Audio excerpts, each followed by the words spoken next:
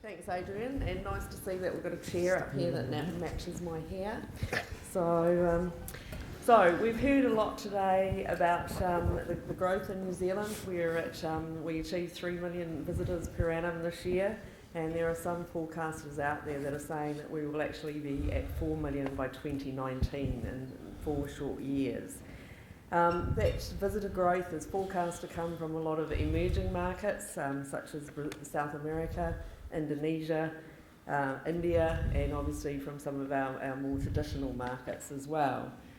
Tourism earnings are at 30 billion per annum, which is great. So as Adrian's alluded to, we have an esteemed panel here of general managers who are going to talk about some of the issues that we're facing. So I guess one of the key ones is with all this growth that is going on, and we heard from Stephen Hamilton earlier today about the new properties, and we also know that there are anywhere between 2 to 4 convention centres coming on into the New Zealand market. Where are we going to get the people from?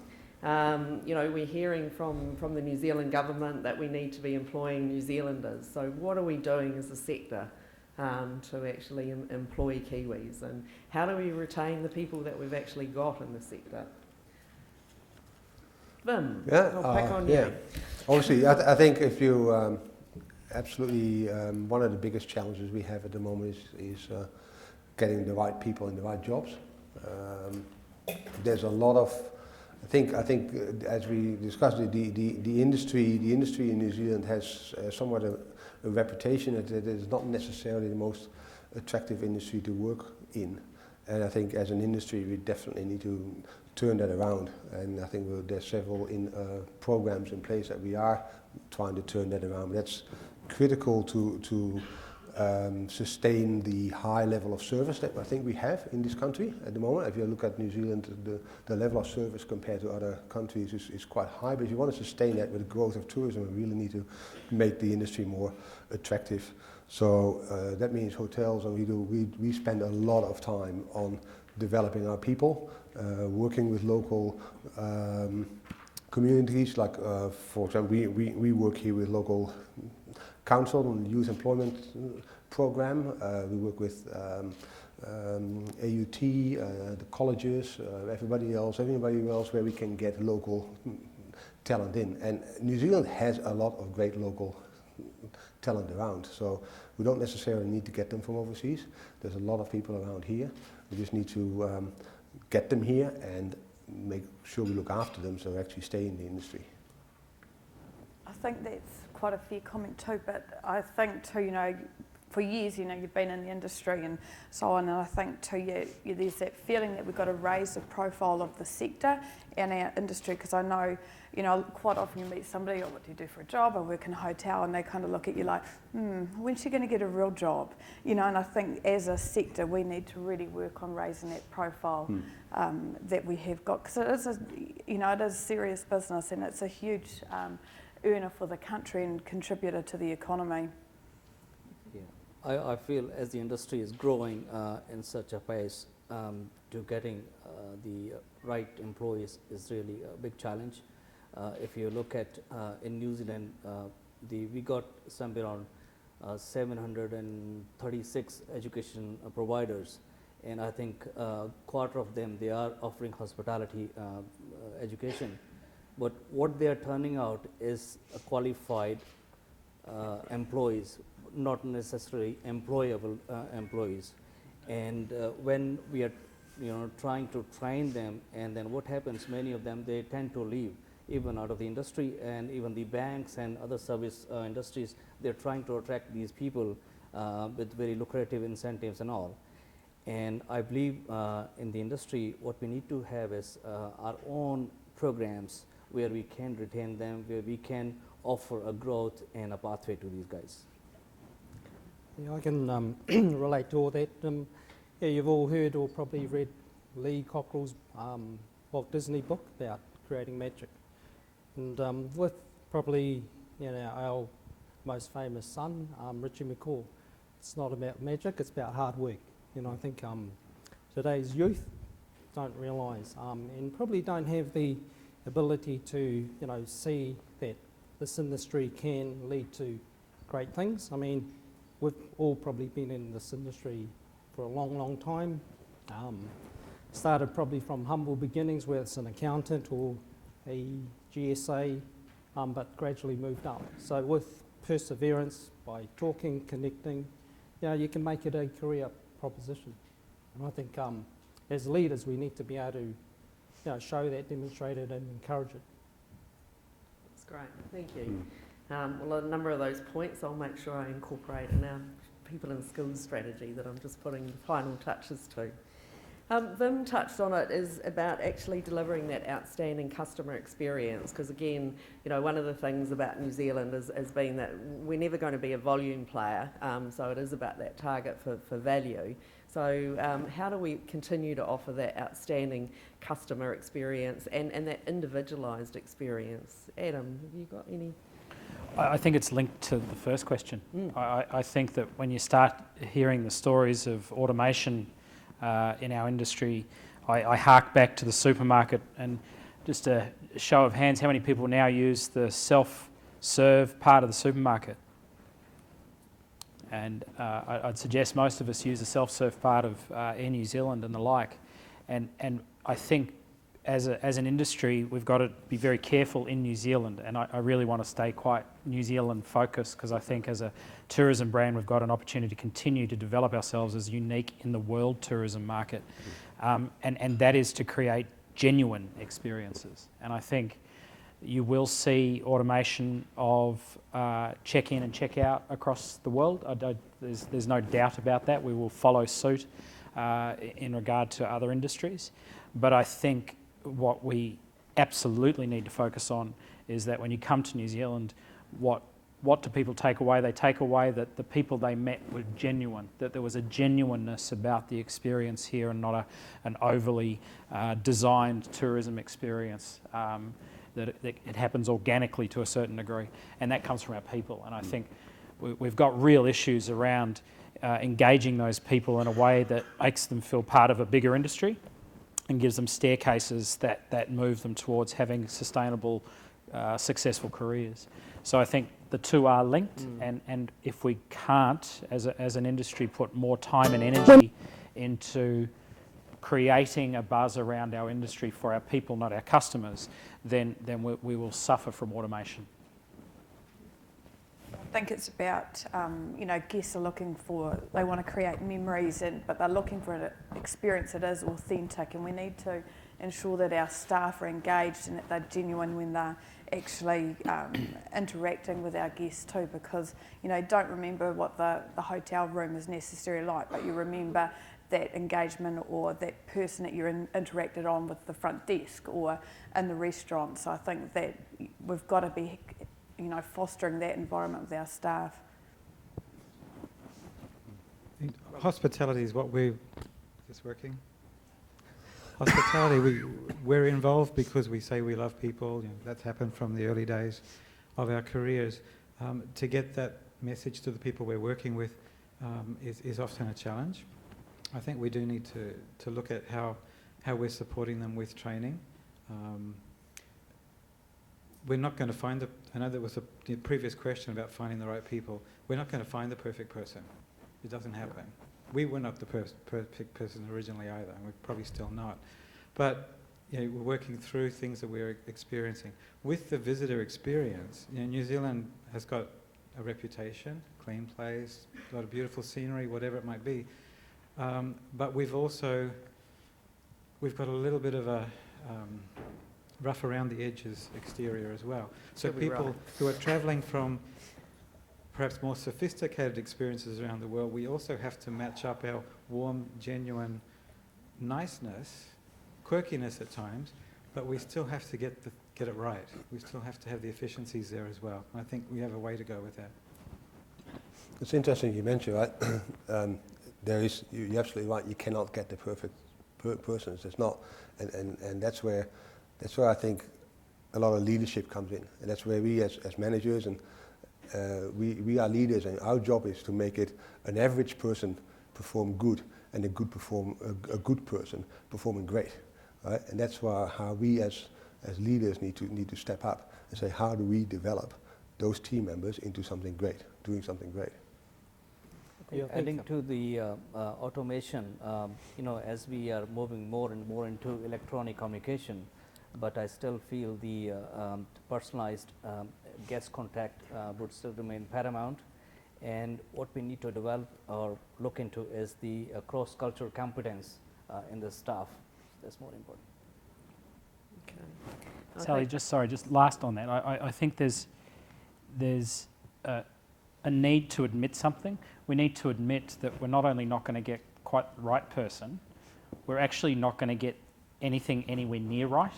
And what I guess, speaking with my Hospitality NZ hat on, that the amount of members that come to me and say their frustrations about the standard of the people that they're hiring, and as if it's all the fault of the person that they've hired. There's a need to get off our soapboxes and actually admit we're going to get people that have limited skill, limited knowledge. We can't blame the providers, we can't blame the individual. We've actually just got to step up and sort it out, because it's the only thing we've got to work Absolutely with. right. Yeah. And obviously part of that is having our own in-house programs that Yep. recognise the needs, and you know, it's seamless. All these school leavers come expecting programs that tell them what to do. Well, make use of that and get them to take away and have passion and study at home. We all had to do our homework if we wanted to understand the menus or the cocktail listings. We'd have to study at home. It's not given. They need to be, you know, that needs to be instilled in them. That it's hard work, but it's fun. It can be really rewarding. I think it's building on that, you know, as tourism and hotels and that, you know, we, you know, for the outsiders looking in, we should be being seen as being sexy and exciting. And so, you know, how do we actually communicate that? And I think, as we said earlier, you can't teach that passion. You know, it's got to be within. So how do we actually ignite that passion? If we knew the answer to that, I always think the fish. It's the $1 million question. My old boss always says the fish stinks from the head, right? And it comes at the beginning. I mean, it comes with the leadership. You know, as a leader, you need to be passionate about what you're doing. And if you work, and if I have the right department managers and the right leaders across the business who are passionate, that will filter through to everybody who comes in. It's part of building a culture of passion and customer service and delivering a great experience. That doesn't come overnight. That's culture building. That takes time, and that takes leadership, and that takes hard work. As Graham said, this is hard work.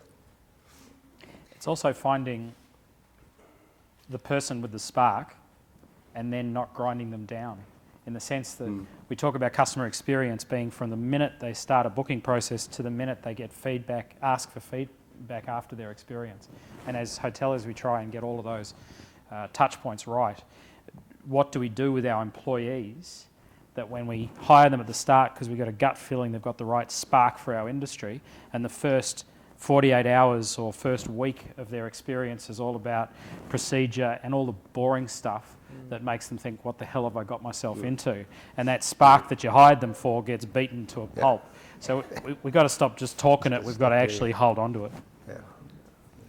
So we've talked a little bit about people and the customer experience, but I suppose the other thing is what's a hotel room of the future going to look like? We've been challenged in certain sectors to make sure that we integrate with the community and that more, you know, that's the differentiator that Airbnb is looking to provide. So, you know, if we think about when we go to an airport these days, we're not just going to check in, you know, we can go and shop, and we can have a really great meal, and we can even have a spa experience, and we can meditate and exercise. And so where do hotels fit in this space? I think you know, we talked earlier about tribes and demographics, and obviously your rooms have to fit all those categories, which is, you know, nigh on impossible. So you got to be pretty smart. And I always tell my guys, these guys are paying good money. They don't want anything less than what they see at home. And usually when what they see at home is, you see the Trends magazine that's sitting on the coffee table that your partner's brought home. You've seen all these trade shows and the latest gizmos and gadgets. Now, we all know that it's huge investment technology-wise and also hardware. We just have to make sure that we do engage with the customers and find out what it is that they are looking for. Wi-Fi, obviously. You're probably going to have UFB, ultra fast broadband, and it's probably unlimited data. And you're probably thinking, how's that going to happen? And that comes with smart technologies in terms of TVs. So, it's there, but we just need to be wise and make sure that the people's expectations are met. I think we already have an answer.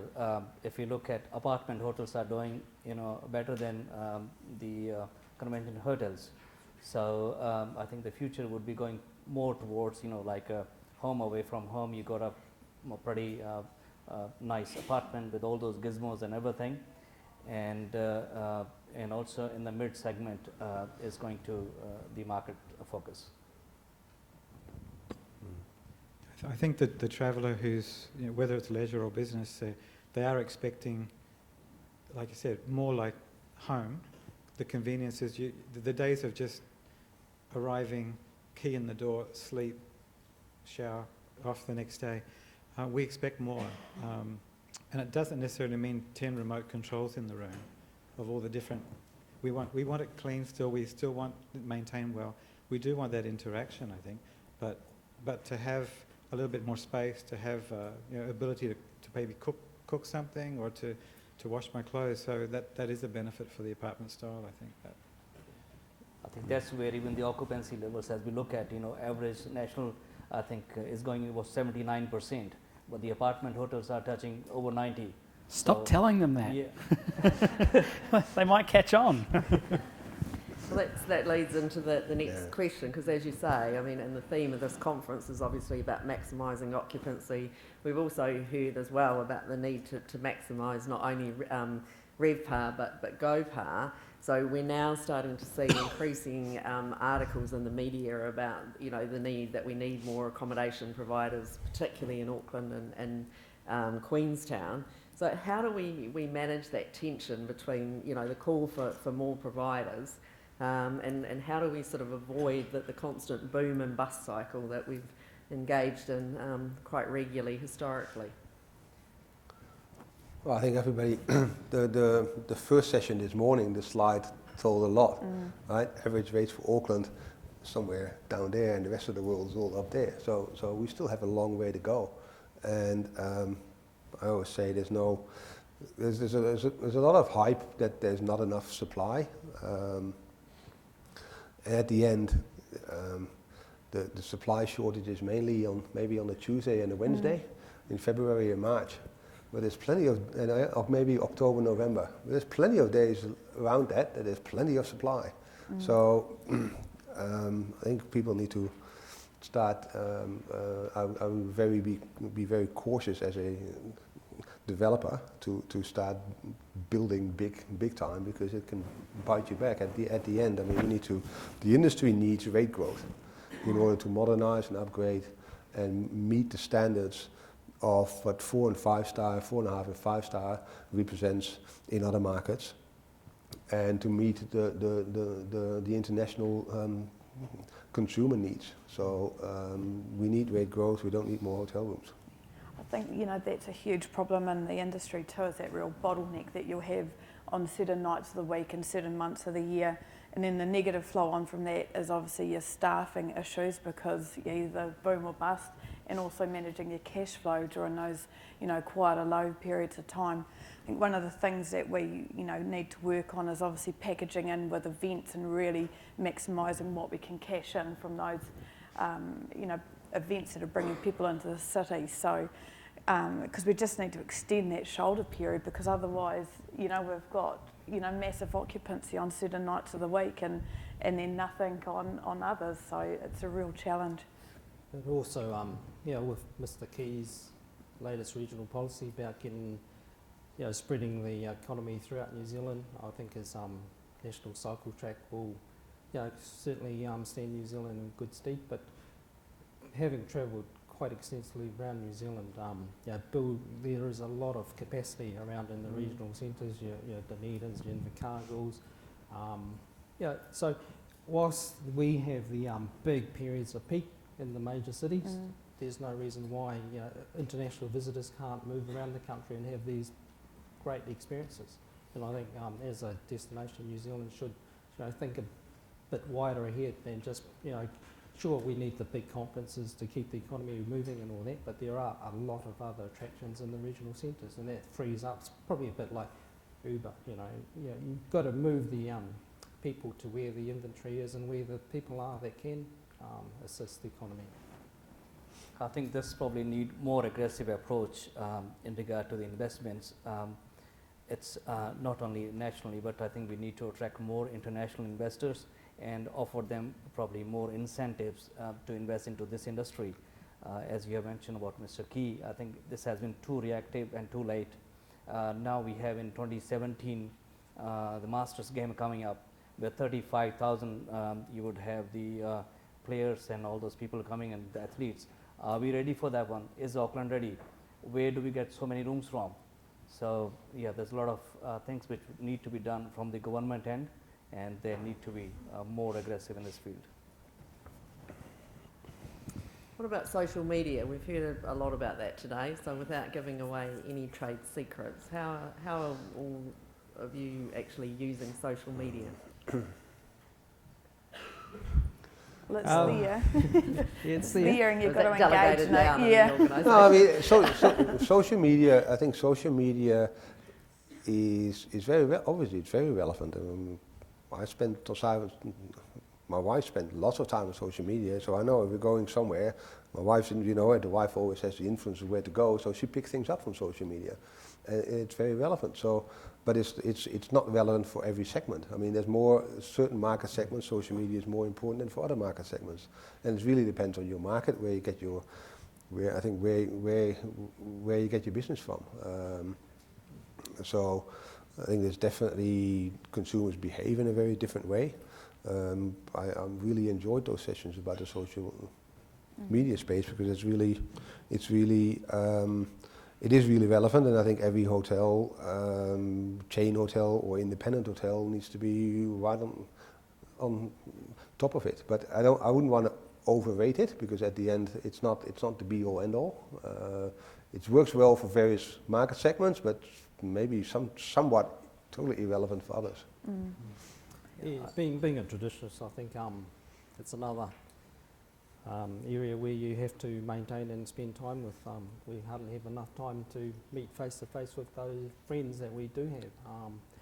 But I find that if you say are linked to people that are persuaders or influencers, sort of helps you in your path towards keeping abreast of what's going on in that area. Obviously, the new generation or the next generation coming through, they're totally linked, so you need to be there. Mm. I think this is a great marketing tool which provides opportunities to individual hotels. As Udesri mentioned earlier, we are managing it individually on a hotel levels, and it is quite helping. You are able to reach those incremental business where you wouldn't reach otherwise. But the flip side is this is also like giving a loaded gun to a kid unsupervised. So what is happening? A lot of guests or customers, they are misusing that tool as well against the hotel. So otherwise, it's I've seen in the recent past some of the learned travelers would even use it as a blackmail to the hotels. They would say, okay, are you able to match this? Otherwise, I'm going to put da-da-da. So I think we've all been held to ransom exactly, by reviewers. very, very fine line. So yeah, it's a tickling bomb basically. I think there's an elephant in the room a little bit when it comes to social media, and that is we all can quite comfortably communicate what we think it should do and how we should be involved in it. But I think, like most industries, we have fear of change, and social media and just in general online communication has moved so fast. We tend to keep talking about, well, the next generation understands it, so we need to have it. But I think the elephant in the room is that, generally speaking, we don't always understand it as well as we need to be able to use it in our best interests. And I think that's the bigger challenge, because if we don't move faster, if we're not able to gain the knowledge to then use it to get more bookings, which is fundamentally what we're talking about, by the time we've got our heads around it, it'll be being replaced by something new, and we'll be behind the 8 ball again. What about the hotel's commitment to the environment? I mean, New Zealand has a brand of 100% pure, and while Tourism New Zealand would say that that's actually not about the environment, there is a risk that overseas visitors interpret it that way. So what are hotels actually doing, and accommodation providers to actually, you know, the green, the sustainability? How are we all working in this space? I think that there's an expectation now that we just operate in a green sense now. So I think, you know, there's the whole, you know, don't clean your towel every day. I think, you know, most of us have probably adopted those policies, but it's more what you're doing in a wider sense of community, I think, now, in that level of engagement, rather than necessarily environmental all the time. So, you know, for us is, you know, it's we're in, you know, support a few different charities, like I'm sure we all do, but, you know, one is an arts, one is Performance Arcade. Quite weird and abstract stuff, but it's more in that community sense that we're doing something to support the culture of Wellington. So it's not necessarily focusing on the environmental anymore, it's getting more that good citizen, good corporate citizen factor into what we're doing as a business. I think it's not only the consumer that wants us to be active, and they find it more and more important, although not critical yet, but they find it more and more important that we do something to operate in a sustainable way and be responsible. IHG, we have our IHG Green Engage program rolled out in 4,500 hotels around the world, and that's very structured and very initiatives, levels that we need to achieve, targets that we need to achieve. So it's really taken seriously. But other than the guests, I think a lot of the employees also want it. If we want to be the preferred employer, and you want to attract young Gen Y talent, for them it's important that we do something that we act responsible in that way. So it is a double edge, and I think it's important that we do something about it. Absolutely. I see this is a win-win situation. It's not only, you know, a responsible organization, but also it saves a lot of cost and money to the hotels. That's why I think most of the hotels are doing it, and it's a good thing to do. Great. All right. Well, I'd just like to thank all the panellists for your wonderful contribution. Thank you very much. Has anybody got any questions? We've got room for just one or two maximum, because we're sort of running about 20-25 minutes behind, but that's okay. Sorry, this is just more a point of information, or to respond to Sally's question about how do we make the industry sexy.